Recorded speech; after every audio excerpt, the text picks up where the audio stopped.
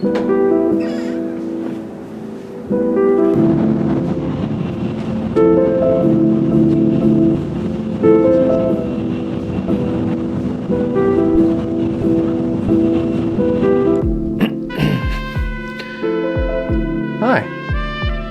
So we're on the move. After Hakuba, we made our way to Osaka.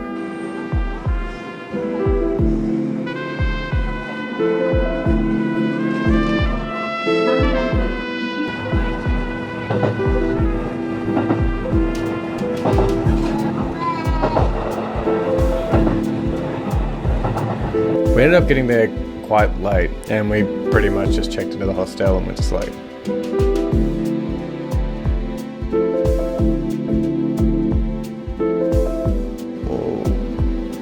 It's really bad weather here, and I'm hoping the mic doesn't pick it up. Not to downplay how beautiful Osaka is, but I didn't really shoot much here. Maybe I was just a bit over taking photos for a minute. We've been going pretty hard for the first 2 weeks, but I think we just really needed to reset for a couple of days. Between the snowboarding and the drinking and the earthquake, I was just a bit spent. I already had Ilford HB5 and the OM4, which I'd loaded up in the snow before we left, but I didn't really get a chance to use much of it.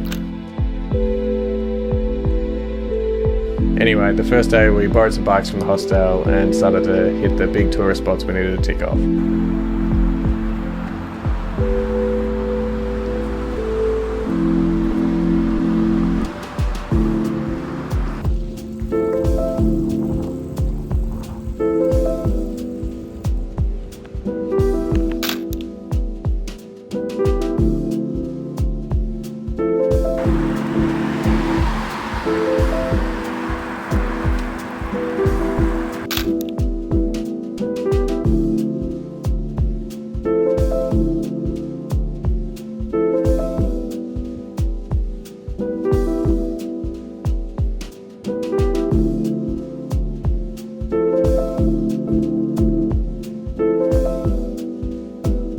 That night we just had a drink in the bar of the hostel with the owner.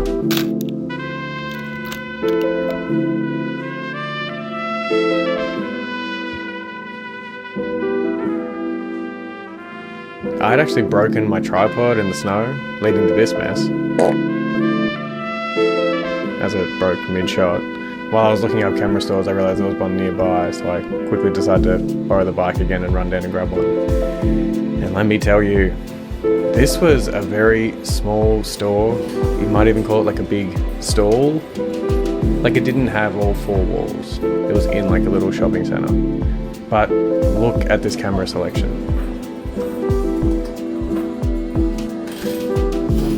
This was everywhere I went in Japan, by the way. Anytime I typed in camera store nearby, it would end up being this tiny little place, but with the biggest film camera collection I've ever seen.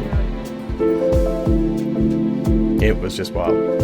It took so much willpower to leave with just a tripod. And I'm definitely going to get an RB67 soon. Maybe one of those Fuji Texas Leicas or something. Or an RZ67. Something. Oh, I'm completely out of focus. And there I am.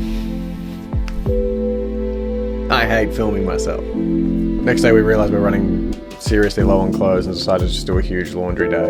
Waiting around for the laundry to finish really brought out some of the weirdness, but luckily there was a surprisingly good massage chair there.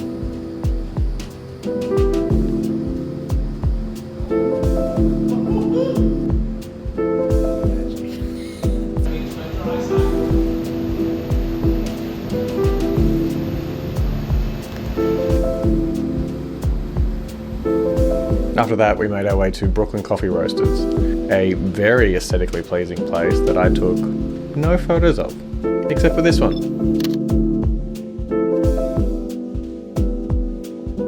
And then headed towards Dotonbori.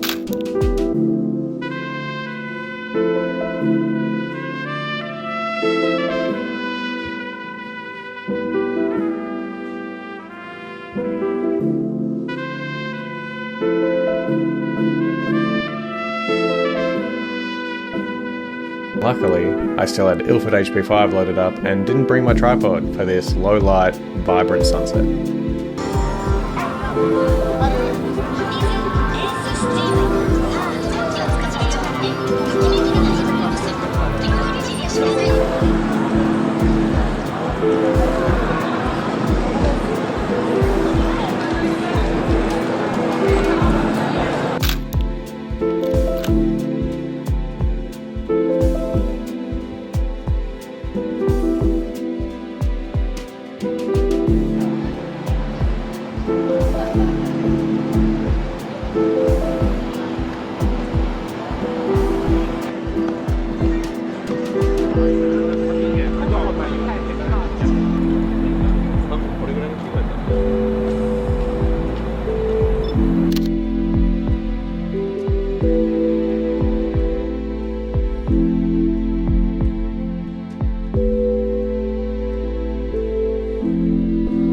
We started heading back to our hostel, and this is where we probably had our highlight. Our first night in Osaka, we were trying to find something to eat for dinner, and we found a restaurant that was actually just around the corner from the hostel.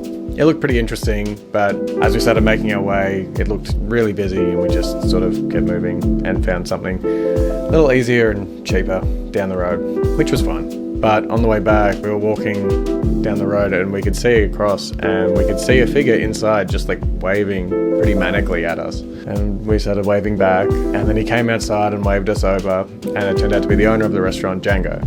He told us he was really busy that night, but to come back soon. So the next night we grabbed a drink and a Fuji point and shoot from Family Mart, and then went and had dinner with Django. Django is a eccentric dude, super lovely. It was just him and us in there. He cooked us dinner, showed us some of his favourite old records, and then we drank together, and he told us about his life and his family and his farm and his restaurant.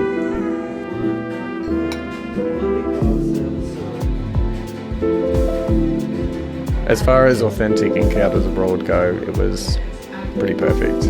I would highly recommend, if you're in Osaka, have dinner at Django's.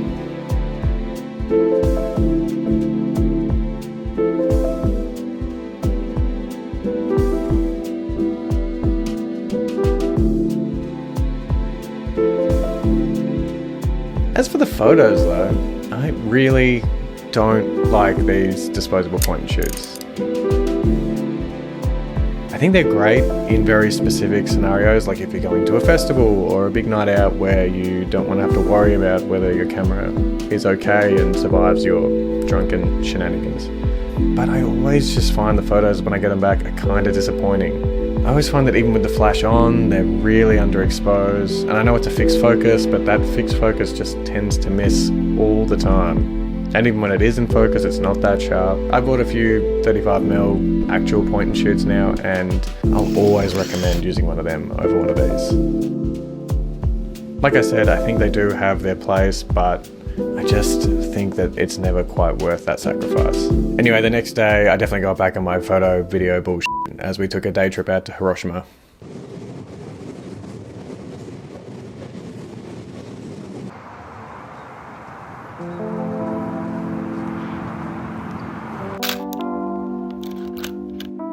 We made our way to Peace Park, where I loaded up what I thought at the time was Kodak Gold, but it must have been a really old roll of Kodak Color Plus 200, according to the negative. But it must have been from so long ago. So maybe it was even expired as well, which would explain some stuff. It was a little bit more muted than I was expecting. Yes, I edit my photos. I want them to look like the thing I remember. Sorry. But now looking at them side by side, it is pretty obvious from the scans.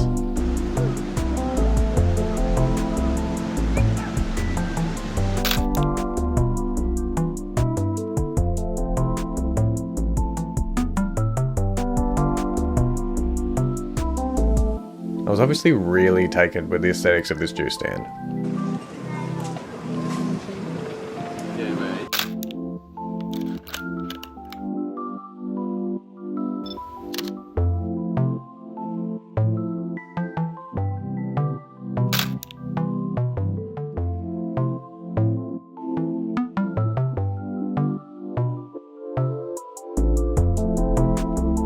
From there, we took a ferry out to Miyajima. Sorry if I'm mispronouncing that.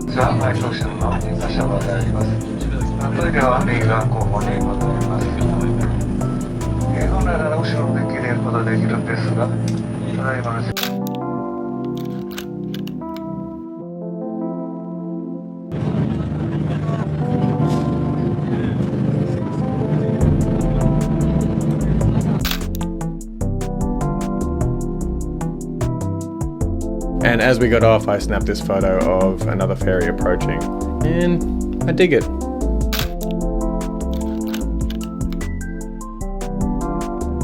Also, miss Color Plus.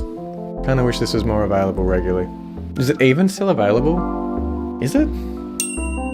To really change it up, we got another coffee, and then got the obligatory Miyajima photo that everyone has to take.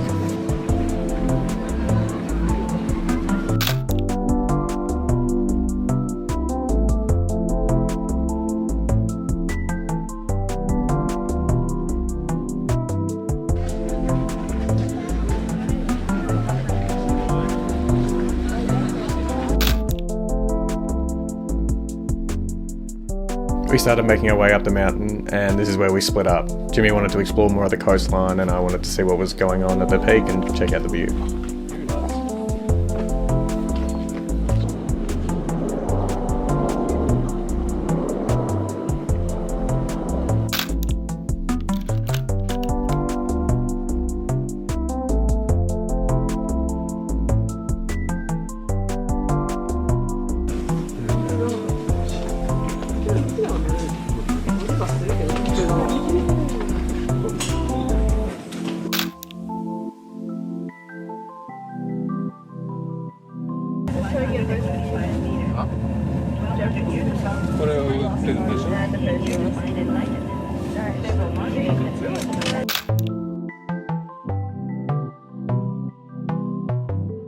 The view was very nice.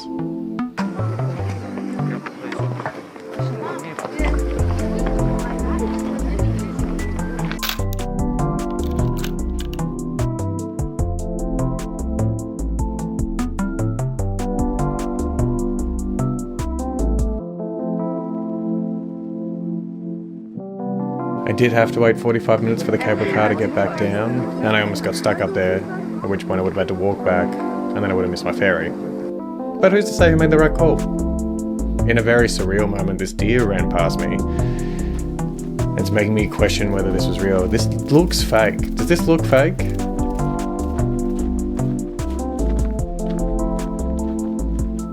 Japan's pretty magical.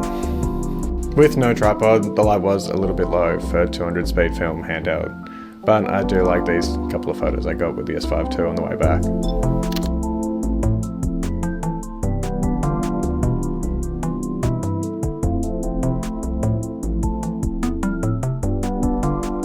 And because I'm absolutely obsessed with this restaurant slash juice stand, I got this one as well, and I like it a lot. For digital.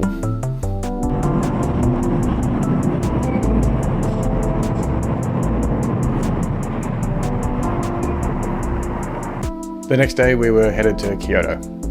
Before we left, we went for a walk and grabbed a coffee. I took a couple more photos with the HP5, but it's nothing noteworthy.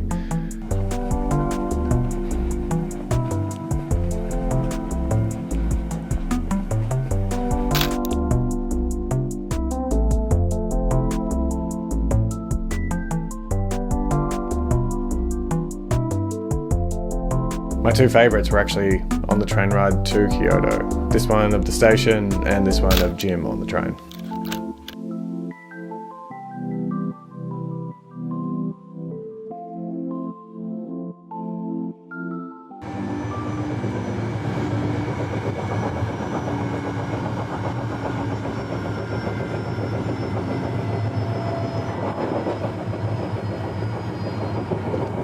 The next morning we started exploring Kyoto. I loaded up some Kodak Gold, actually Kodak Gold this time, in the OM4, and it was very beautiful.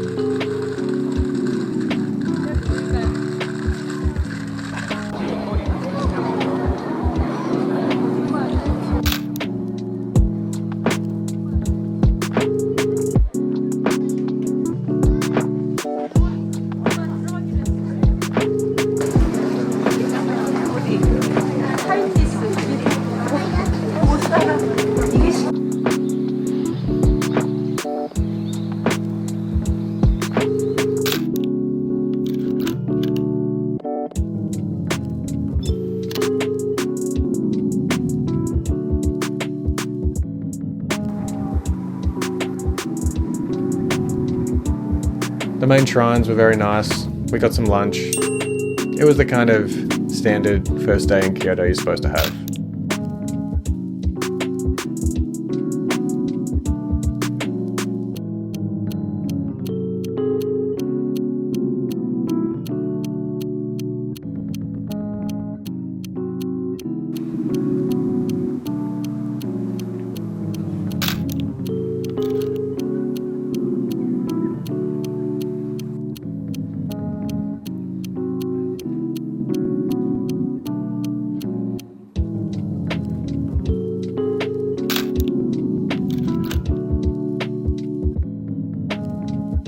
That night I took the on one out to finish up the Colour Plus with some night shots.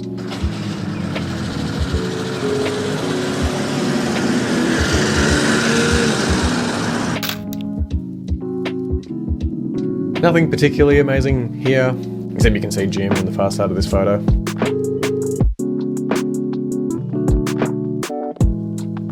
We did find a little automated token wine bar thing. That was pretty cool.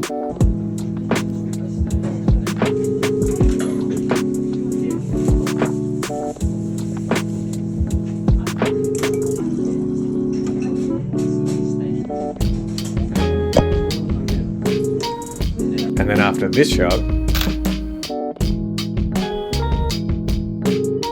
I decided to put in some Cinestill 400D. I know it's not 800T, but again, I'd like my photos lent a little warmer, and I was excited to get some halation in some of these photos. Plus, if I'm being honest, this is just what I had on me. When I left, I pretty much took every roll of film I had, and this was in amongst a lot, and I had no 800T on me. And while this first shot is a bit meh,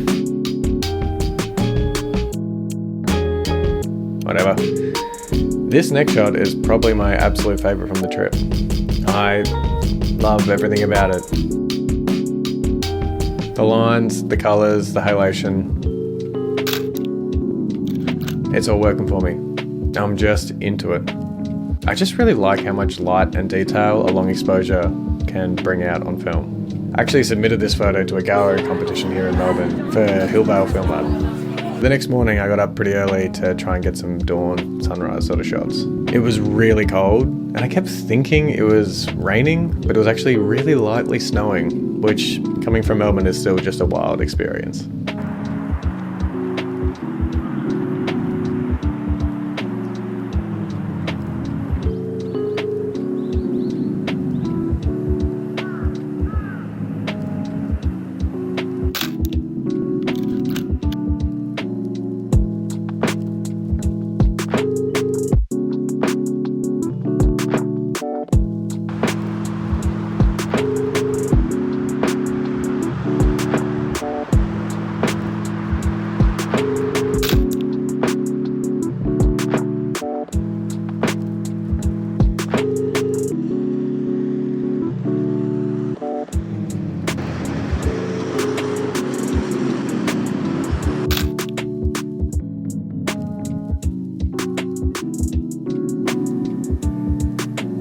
I am quite fond of this one. I do really like this Japanese architecture. It's like retro futuristic, I guess.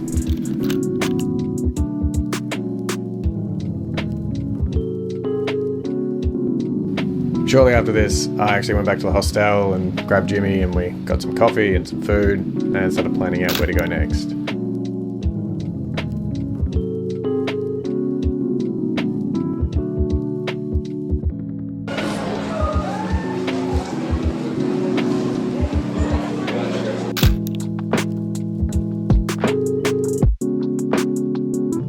I grabbed this one of a taxi, and again, it's also one I'm very happy with. Starting to really not like the longer format though of 2x3. I'm definitely going to get an RB67 soon. I'm really nervous to pronounce this because we butcher vowels in Australia. But we decided to head to Kinkakuji. That didn't even feel right coming out of my mouth. Sorry. Kinkakuji? Kinkakuji?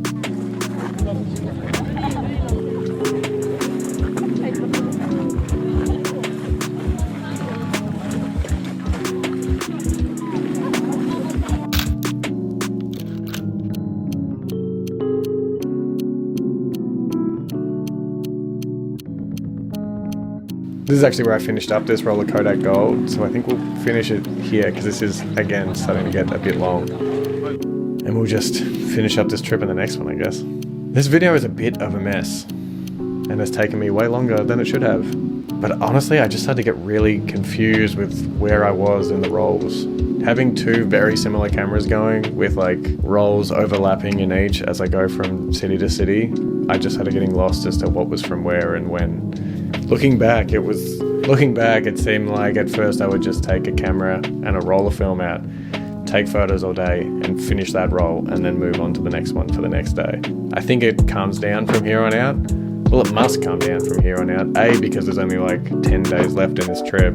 But more importantly, I had to finish up this roll of Cinestill 400D so that I could wrap it up and hand it over at the airport for hand check. So from here on out, that roll must just pop up periodically throughout this, whereas I'm just constantly cycling through other rolls of film in the other camera. It's getting kind of confusing to me. My God, how do people release a video every week? Alright, we can pick it up from next time. I didn't want to try pronouncing that again.